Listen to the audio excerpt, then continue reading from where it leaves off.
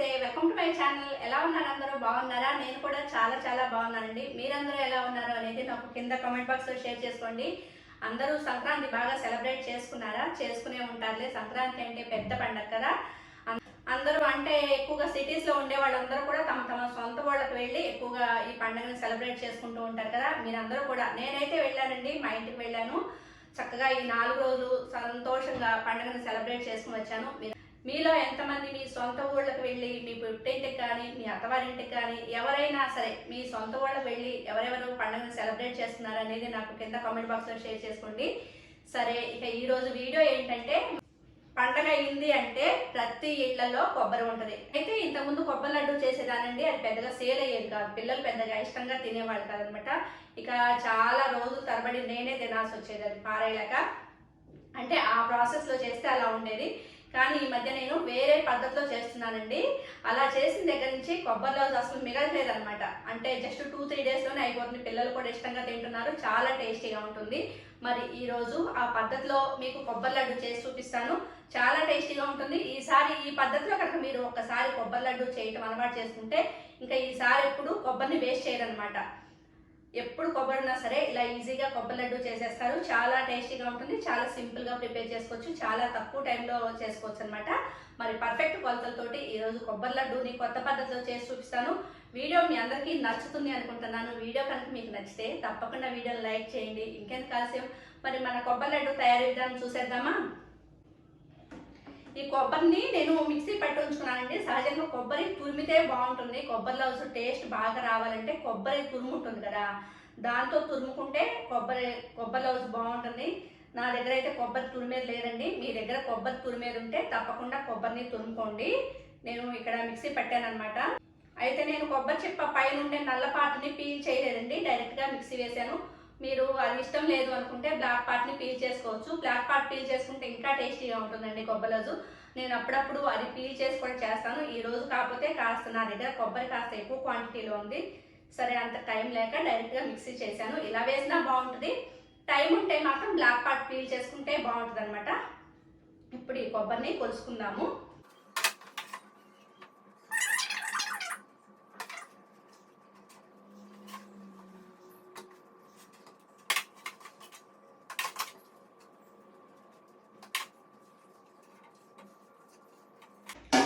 చూడండి, 3.5 కప్పుల దాకా కొబ్బరి తురుము అయిందండి. ఇప్పుడు ఈ కప్పుతోటి 1 కప్పు కొబ్బరి తురుముకి 3/4 కప్పు బెల్లం తీసుకోవాలండి. 3/4 కప్పు బెల్లం తురుము తీసుకోవాలి. అర్థమైంది కదా? 1 కప్పు కొబ్బరి తురుము అయితే 3/4 కప్పు బెల్లం తురుము తీసుకోవాలి. మీరు తీపి ఇంకా తక్కువ తినేవాళ్ళు అయితే 3/4 కప్పు కంటే కూడా కొద్దిగా తక్కువగా తీసుకోవచ్చు. నేనైతే 1 కప్పు కొబ్బరికి 3/4 కప్పు బెల్లం తురుము తీసుకుంటాను. ఇప్పుడు దీనికి బెల్లాన్ని తీసుకుందాము. చూసారా, బెల్లం ఉంది కదా, బెల్లాన్ని తురమాలంటే చాలా టైం పడుతుంది కదా. నేనైతే బెల్లాన్ని తురమనండి. ఇలా కవర్లో ఉంది కదా, ఈ కవర్లో ఉన్న దాన్ని ఇలా చపాతీ కరపెట్టి గట్టిగా దంచుతాను అనమాట. లేదంటే సుత్తు ఉంటే సుత్తితో అయినా కొట్టుకోవచ్చు. బాగా మెత్తగా దంచితే తక్కువ టైంలో అయిపోతుంది. మనకి కింద కవర్ ఉంది కాబట్టి కింద పడదు, జాగ్రత్తగా తీసి గిన్నెలో వేసేసుకోవచ్చు. మీ దగ్గర తురిమే టైం ఉంటే తురుముకోవచ్చు, తురుముకుంటేనే బాగుంటుంది. నేనైతే తురమనమాట, చాలా టైం పడుతుందని. దీన్ని నేను ఇలా కొడతాను అనమాట కింద పెట్టి. సరే, ఈ బెల్లాన్ని దంచి తీసుకొస్తాను. చూడండి, 3.5 కప్పులు కొబ్బరి తురుము కాను, నేను 2.5 కప్పులు బెల్లం తురుము వేసుకుంటున్నాను.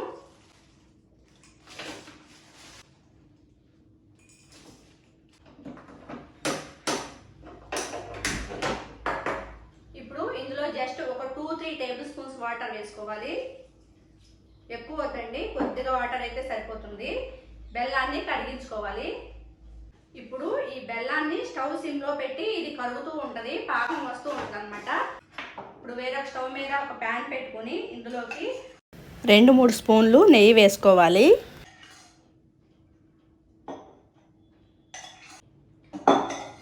నెయ్యి వేసుకుని ఈ కొబ్బరిని వేయించుకోవాలన్నమాట. ఇక్కడ నాకు కొబ్బరి క్వాంటిటీ కాస్త ఎక్కువ ఉంది కాబట్టి నేను 2 సార్లుగా వేయించుకుంటున్నాను. మీరు పెద్ద ప్యాన్ కనుక పెట్టుకుంటే ఒక్కసారైనా వేయించుకోవచ్చు.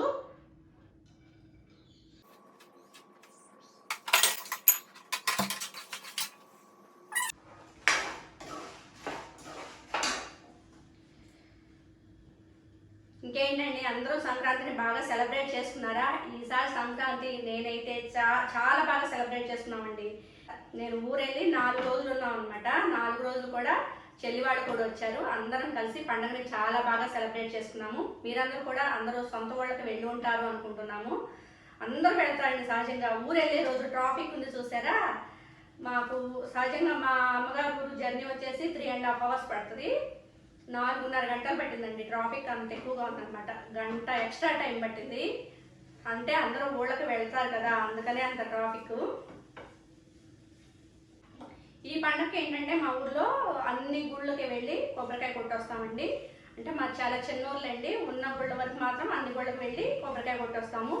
ఇక వచ్చేటప్పుడు ఏంటంటే ఆ కొబ్బరి వేస్ట్ అయిపోతుందని నేను తెచ్చాను అనమాట. 4-5 చెప్పులు తెచ్చాను. సరే ఉన్నాయి కదా, చక్కగా కొబ్బరిలో చేద్దామని ఈరోజు ఇలా స్టార్ట్ చేశాను. ఇంతకుముందు నేను కొబ్బరిలో చేస్తే ఎప్పుడు చేసినా అది పిల్లలు అంత ఇష్టంగా తినేవాడు కదండి. అంటే పచ్చి కొబ్బరిని డైరెక్ట్గా బెల్లంలో వేసి అది బాగా దగ్గరకు వచ్చిన తర్వాత చేసేస్తాం కదా, అసలు అలా చేస్తే పిల్లలు పెద్ద ఇష్టంగా తినేవాళ్ళు కాదండి. నేను 2-3 సార్లు నుంచి ఇలా చేస్తున్నాను అనమాట. కొబ్బరిని కాస్త నెయ్యిలో వేయించి తర్వాత దానిలో వేసి చేస్తున్నాను. టేస్ట్ అయితే చాలా బాగుంటుందండి. ఒక పక్క బెల్లం కరుగుతూ ఉంటుంది.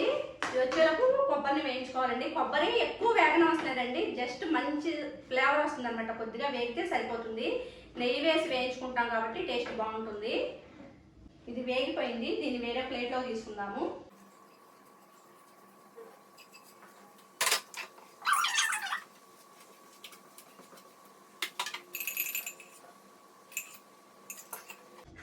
చూడండి, కొబ్బరి అయితే చక్కగా వేయించుకున్నాను.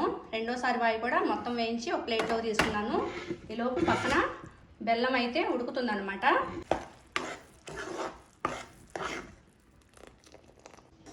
వంట ఇంట్రెస్ట్గా చేస్తూ ఉంటే ఒక పద్ధతి మనకు నచ్చలేదు అనుకోండి, దీన్ని ఎలా చేస్తే టేస్టీగా వస్తుందని మనకే తెలుస్తుందండి. వంట చేసేటప్పుడు నేనైతే వంట చేసేటప్పుడు 2-3 పనులు అలా చేయనండి. వంట చేసేటప్పుడు మాత్రం వంట మీద ఇంట్రెస్ట్ పెట్టి చేస్తాను. అసలు నాకు చేతగా కూడా కూర వండేటప్పుడైనా సరే కేవలం ఆ కూర ఒక్కటే వండుతానమాట. అంటే పక్కన 2-3 పనులు చేస్తూ సహజంగా చెయ్యను నేను వంటకి. ఏదో మరి తప్పదు, అసలు చాలా బిజీగా ఉన్నానంటే తప్పితే వంట చేసేటప్పుడు దృష్టి అంతా వంట మీదే పెట్టి చేస్తానండి. అలా చేస్తే ఏంటంటే మనం వంట ఇంట్రెస్ట్గా చేస్తాము, తప్పకుండా టేస్టీగా కుదురుతుంది. ఎప్పుడైతే మనం వంట మీద ఇంట్రెస్ట్ పెడతామో ఆ కర్రీ, ఆ రెసిపీ ఏదైనా సరే, కర్రీ అవనివ్వండి, స్వీట్ అవనివ్వండి, ఏదైనా సరే ఇంట్రెస్ట్గా కుదురుతుంది అనమాట.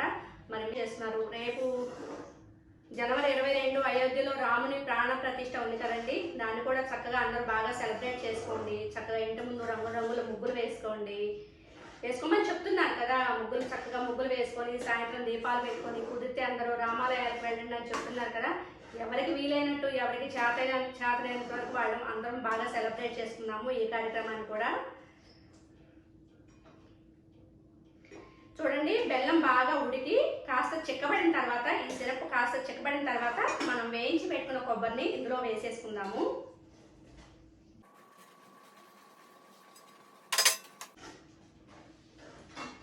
కొబ్బరి వేసిన తర్వాత స్టవ్ ఫ్లేమ్ని తక్కువ ఫ్లేమ్లో పెట్టుకుని కలుపుతూ ఉండాలన్నమాట. ఇంకెక్కువ టైం తీసుకోదండి, తొందరగానే అయిపోతుంది. బెల్లం ఈ విధంగా ఉడుకుతున్నప్పుడు యాలకుల పొడి అండి. యాలక్కాయలు ఇలా దంచైనా వేసుకోవచ్చు, మీ దగ్గర యాలకుల పొడి ఉంటే అదైనా వేసుకోవచ్చు. స్వీట్ రెసిపీ అంటే యాలకుల పొడి లేకపోతే ఎట్టా, మంచి ఫ్లేవర్ ఉండాలి కదా. యాలకుల పొడి వేయటమే మంచి ఫ్లేవర్ వస్తుంది. అలాగే ఈ కొబ్బరిని వేయించి ఇలా కొబ్బరిలో చేయటం వల్ల మంచి కలర్ వస్తుందండి. చూసారు కదా, నేను బెల్లం ఎర్రదేం వాడలేదు. నేను వాడిన బెల్లం కాస్త తెల్లగానే ఉంది, అయినా సరే కొబ్బరిలో చూసారా మంచి కలర్ వచ్చింది. టేస్ట్ కూడా చాలా బాగుంటుందండి ఈ పద్ధతిలో చేస్తే. చూసారా, ఇలా బాగా దగ్గరకు వచ్చేసింది కదా. ఇప్పుడు స్టవ్ ఆఫ్ చేసేసుకోవాలి.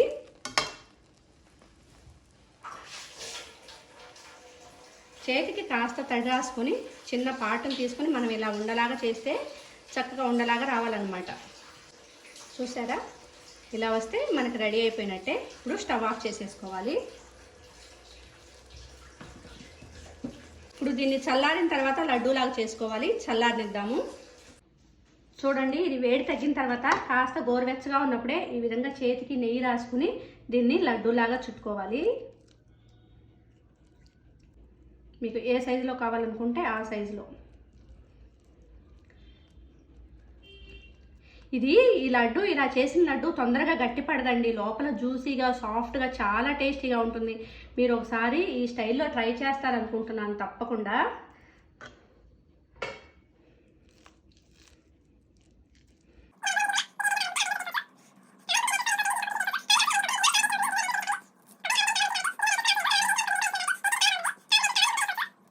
అయిపోయింది, చాలా సింపుల్గా చేసుకున్నాం కదా. ఎప్పటికప్పుడు చేతికి నెయ్యి రాసుకుంటూ, చేతికి కాస్త అతుక్కుంటుంది అనుకున్నప్పుడల్లా కాస్త చేతికి నెయ్యి రాసుకుంటూ చేసుకోండి. చూడండి కొబ్బరి లౌజు ఎంత బాగా వచ్చిందో, లడ్డూలు చూస్తుంటేనే తినేలాగా ఉన్నాయి కదా. మీరు కూడా తప్పకుండా ట్రై చేయండి. మరి అదండి ఈ రోజు వీడియో. కొబ్బరి లౌజ్ రెసిపీ మీ అందరికీ నచ్చుతుంది అనుకుంటున్నాను, తప్పకుండా ట్రై చేస్తారు అనుకుంటున్నాను. ఈ వీడియో కనుక మీకు నచ్చినట్లయితే వీడియోని తప్పకుండా లైక్ చేయండి, మరియు ఎవరికైనా యూజ్ అవుతుంది అనుకుంటే షేర్ చేయండి. మరిన్ని ఇంట్రెస్టింగ్ రెసిపీస్ కోసం నా ఛానల్ని సబ్స్క్రైబ్ చేసుకోండి. Okay friends, thank you, bye. మరొక కొత్త వీడియో తోటి మళ్ళీ కలుద్దాం.